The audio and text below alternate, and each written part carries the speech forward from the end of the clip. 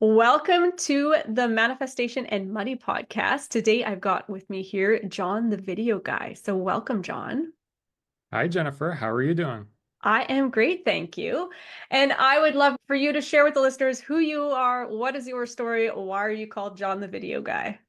So yeah, my real name's John Vlach, but I'm known as John the Video Guy. I'm a freelance video editor and content creator on YouTube. I started my own business this past year. I used to work for a company for about 9 years or so, and just this past year, left, started my own business alongside with my YouTube channel. My YouTube channel I started around 3, 4 years ago. It's actually going to be, yeah, 4 years now this March. And I create educational content on that, but I've built up that channel to also complement my business as a freelance video editor. So that's what I do. I'm a freelance video editor and content creator. Okay, fun. There's so many questions I have around this because you kind of embody that whole you get to work from home doing the stuff you're doing, right? So, what was your career prior? I'm just curious that you were able to say bye-bye to. Yeah, so I used to work for a DJ and entertainment company. They do live events, weddings, corporate events. They also do like production, like audiovisual. And I interned there actually when I graduated high school. So I graduated high school around 10 years ago, got an internship with them, unpaid. They offered me a part-time job, started working there. And they eventually offered me a full-time position, stayed there for 9 years. I've been there since I was in high school. And for them, I was the creative services manager right before I left. So I managed our whole creative services department, led the graphic design and video editing teams, creating different graphics and videos for events and different clients. So I kind of left. The reason why I left, I want to say it was like the next step in my career as a manager. In that role, I felt like I maxed out kind of everything that I could do in that role. And I just wanted to see where I can take it on my own as a business owner and content creator. Yeah, that is valid. So you're in the field of the stuff. So you're able to take all your skills and stuff with you, but now you're able to go out and do your own thing. So you don't have the boss telling you when you have to show up, and you don't have somebody telling you this is what your paycheck's going to be. You get to be in control of all that. Fun. Okay, so let's talk about monetization. How does somebody, even if we're just focusing on YouTube here, how does somebody go about monetizing a YouTube channel? Yeah, there's a lot of different ways you can monetize a YouTube channel. Probably the most common way, the most known way is to become part of the YouTube Partner Program, which is when you reach 1,000 subscribers on YouTube and 4,000 hours of watch time within the last calendar year on your YouTube videos, you can apply to be part of this partner program where you get to collect 50% of the ad revenue that advertisers display on your videos. All the videos that you go and you see before a YouTube video, you can collect the AdSense or the ad revenue that those brands are paying as part of your own revenue. I'm part of that program, so I get that basically a monthly paycheck from YouTube that way. But there's a lot of other ways you can monetize on YouTube as well. I've been getting into a lot of sponsorships and brand deals lately. Since my channel is around video editing, I work with some stock music, stock video brands where they will pay me to talk about their product and service. So that's another way to monetize on YouTube. I also have a digital storefront as well, where I sell templates and stock footage and assets that other video editors can use for their projects. And those Neat. are just a few of the ways. But yeah, there's a lot of ways that you can monetize on YouTube. Yeah, so that's fascinating. So yes, we see the commercials come up and you can pay YouTube to have that experience where you don't have commercials come up. So 50%, that's pretty decent. Now, I have no idea when you're talking about 50%, like how much is somebody paying to have the commercial placed there? Is it pennies? Is it dollars? Is it like how much, say one ad rolls, what typically is the amount of coins you collect for that? Yeah, that's a good question. So for when it comes with the advertisers on YouTube, they basically have what's called a CPM or a cost per mil. And essentially the advertiser will pay a certain dollar amount to be in front of 1,000 eyeballs, essentially, or 1,000 viewers. And that's spread across a bunch of different YouTube channels, a bunch of different videos.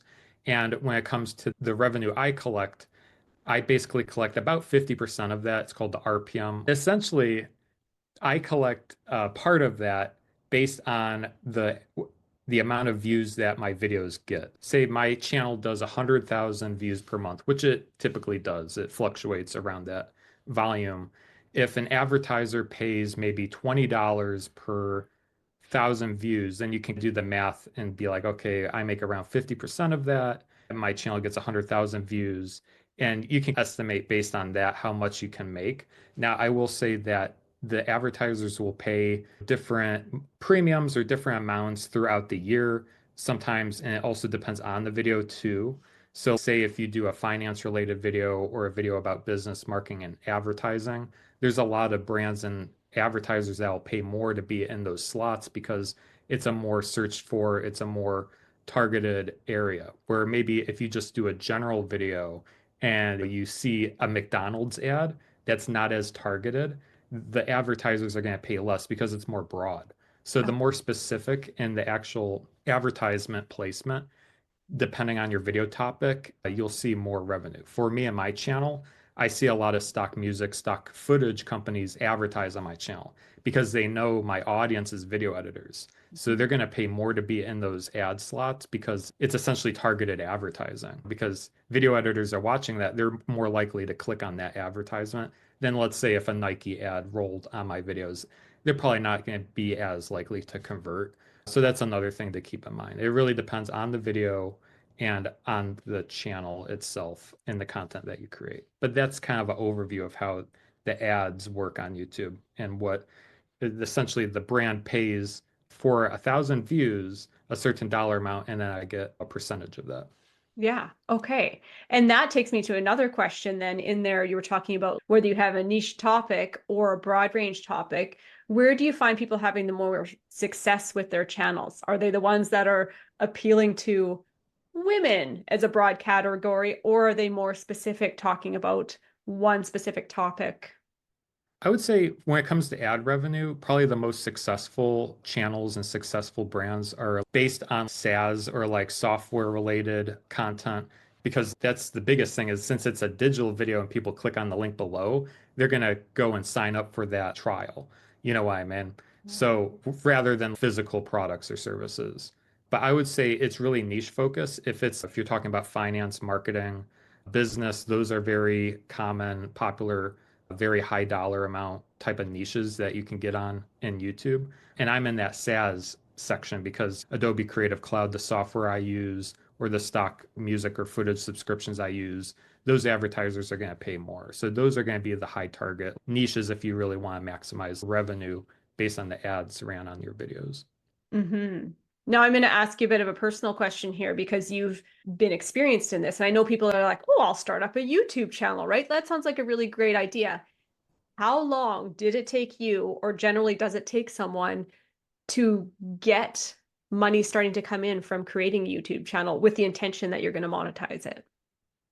Yeah, it's a good question. I think it really depends on the niche because some niches grow quicker or slower than others. I'm kind of in the tutorial niche, so I'm in a slower growth niche. For me, it took around 2 years to start monetizing, actually. It took about a year and a half to get to 1,000 subscribers, but then it took almost 2 years to reach that 4,000 hours of watch time, where then I can apply to become part of that program, and then I can start collecting ad revenue.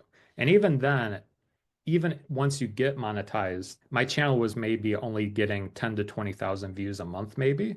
So I was seeing some revenue, but not a lot. But now, as my channel has grown, it has grown along with that. Now my channel gains around 100,000 views a month.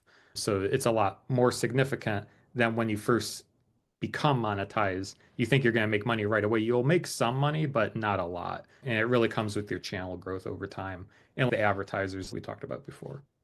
Yeah, that makes sense. And I think that's a valid point for people to hang on to here, because I would imagine it's easy to give up in those first year or so when you're not feeling like you're putting in all the work and you're not seeing essentially a reward for your effort, right? So when you started up yours, were you still working at your job when you decided to start this up?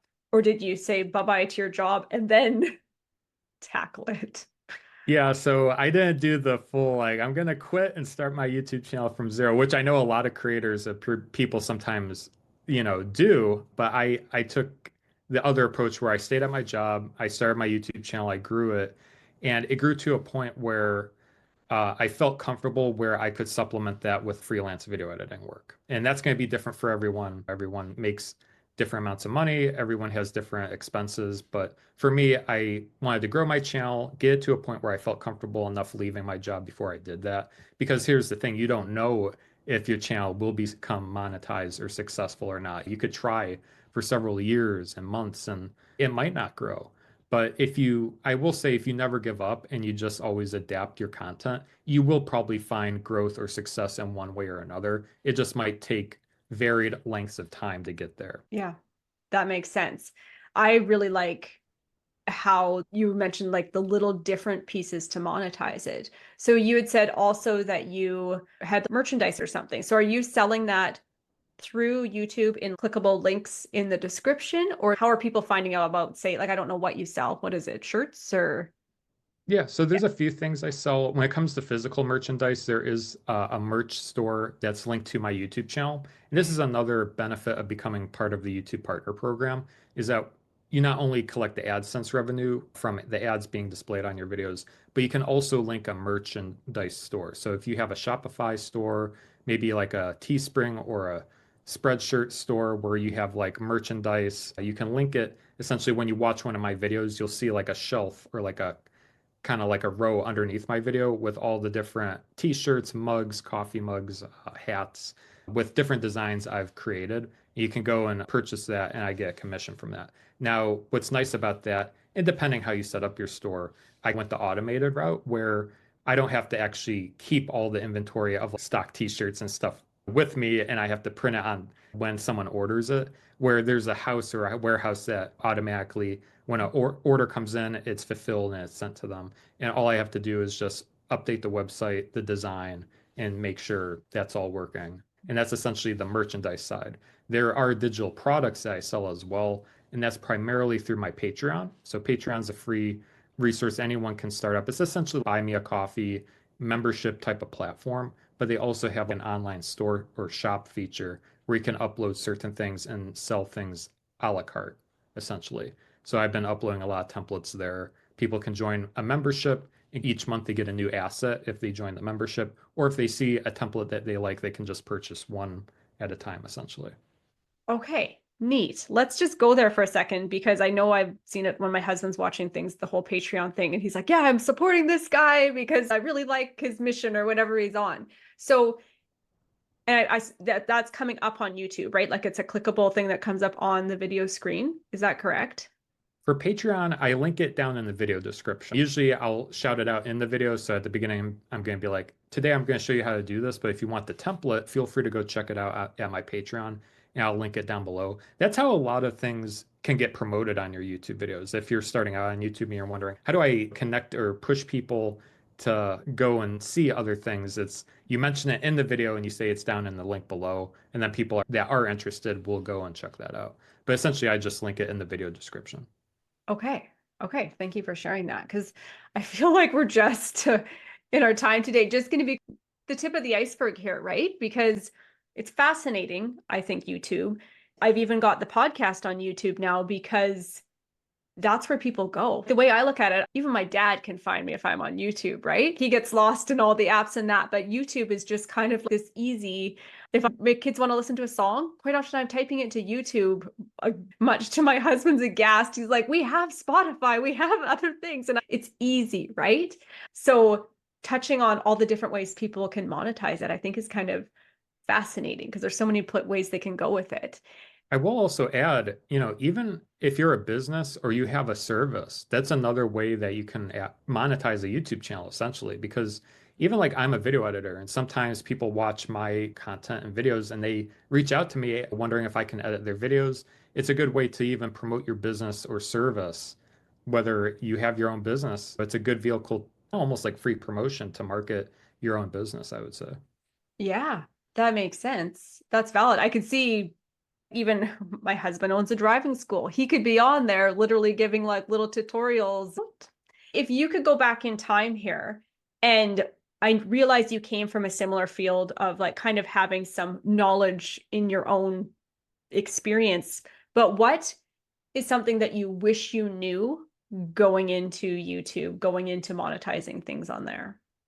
I think the biggest I would say the biggest regret in YouTube, I think this kind of, and this can affect monetizing in general, is I think when I first started out on YouTube, I was creating a lot of search-based content. And that's a good way to grow on the channels because after all, YouTube is a search engine. So when you search for things, you can really find exactly what you're looking for in any problem, really. You know what I mean?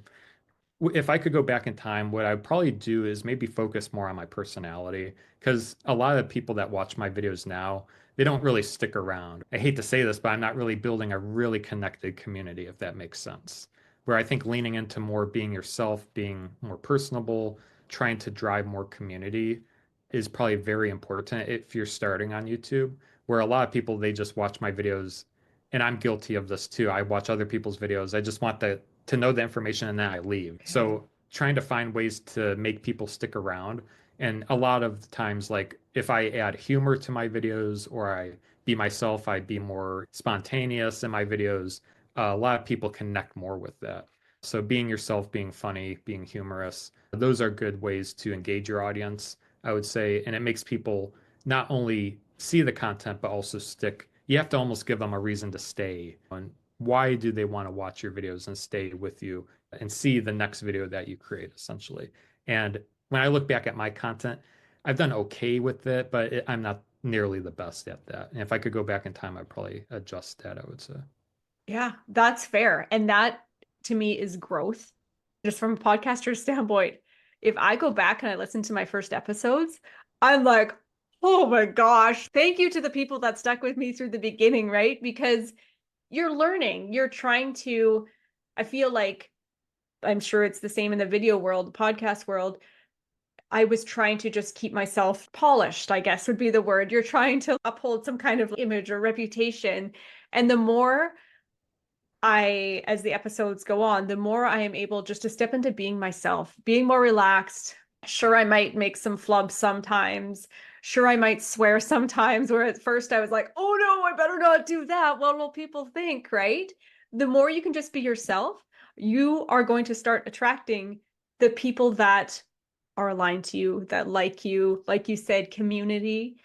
And those are the people that you want to be having the conversations back and forth within the comments, right? Those are the people that you want to be sticking around. So thank you for sharing that. That's a very valid point there. And I feel that and resonate with that so much just because looking back and yeah, I could have done things differently. We can't go back in time. All we can do is keep tweaking what we're putting out there now, right? Yeah. Exactly. Yep. Yeah. What do you think is your biggest piece of advice for somebody, especially that person who is sitting at their job that just doesn't feel fulfilling anymore? What would be a piece of advice you have for them to make that pivot from the job world out into doing something that they want to do? That's a good question. Yeah. And I was there. You only have so much time in the day. And I think that was the biggest thing when I look back at like when I launched my channel, I was working full time, and my full time job was really like it was almost like 9 to 9 at some points, especially during the pandemic. It was like really intense. I worked on the weekends essentially when it came to my YouTube channel. It's hard when you start a side hustle to find time to do it, but you have to make decisions on is it worth it? Is it not worth it? But I will leave your audience with this. It's a Tony Robbins quote. When the pain of being where you are is stronger than the pain of change, then that's when change happens. I feel like that's the quote. So for me, I knew I had to do this if I wanted to see improvement in my life. So I just did whatever I could to do it. And that might not be the same for everyone because you might not like your job, but it might be tolerable. So what I would recommend is just saying, maybe if you have a few spare hours, try to find something that you enjoy. See if you like it. If it's too much, then it's too much. But at the end of the day, we only have so much time. You just have to make the right decisions, I feel like. I don't know if that was good advice or not. Yeah. No, that is valid. We only have so much time, right? And Yeah. I see people that get so hung up on the money piece of it because we all feel like we want more money to do the things, but not all the things cost money. At the end of the day, it really comes down to how can we have the time to do the things that we want to do? And yeah, we'll figure out the money, but the limited resource here is time. Yeah. Thank you for sharing all my random questions that I threw at you because I find this fascinating. And I think that so many people who are in the side gig world, like you said, any kind of business, could be starting up a YouTube channel to go alongside this, where can people reach out to you, catch more of your wisdom and all the goodness that you have to share? Sure. So if people are interested, you can reach out to me at johnthevideoguy.com. If you are interested in starting your own YouTube channel, I do have a free worksheet that's very valuable if you're trying to create a YouTube channel from scratch, kind of like strategies, things to think through your channel, especially when it comes to monetization, like how do you monetize a channel. So feel free to go grab that. It's on my website at johnthevideoguy.com. Okay, perfect. I will drop the link in the show notes. And thank you so much for joining me on the show today, John. Yeah, thank you for having me, Jennifer. It was a pleasure.